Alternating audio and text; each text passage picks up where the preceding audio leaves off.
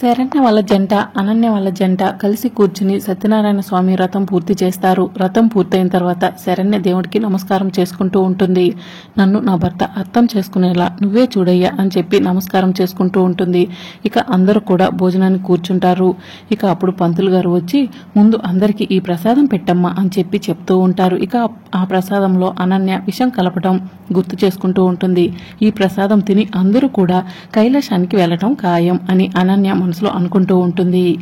అమ్మ అందరూ చేతులు చాపండి, అమ్మాయి ప్రసాదం పెడుతుంది అని పంతులు గారు చెప్తూ ఉంటారు. ఇక మరోవైపు శరణ్య ప్రసాదం అందరికీ పెట్టుకుంటూ అక్క మీరు కూడా భోజనానికి కూర్చోండి అని చెప్పి చెప్తూ ఉంటుంది. ఇక శరణ్య కాంచన ఇద్దరు టెన్షన్ పడుతూ మేము తర్వాత తింటాంలే, మేము కూడా వడ్డిస్తామని చెప్తూ ఉంటారు. పర్వాలేదక్క నేను వడ్డిస్తాను, మీరు కూర్చుని భోజనం చేయండి అని శరణ్య చెప్తూ ఉంటుంది.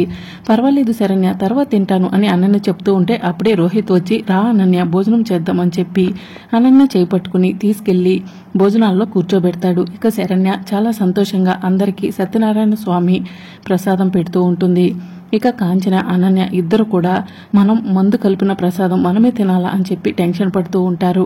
ఇక శరణ్య కాంచన అనన్య కూడా ప్రసాదం పెడుతుంది. ఆఖరిగా దర్శన్కి ప్రసాదం పెడుతూ ఉంటే దర్శన్ కోపంగా శరణ్య వైపు చూస్తూ ఉంటాడు.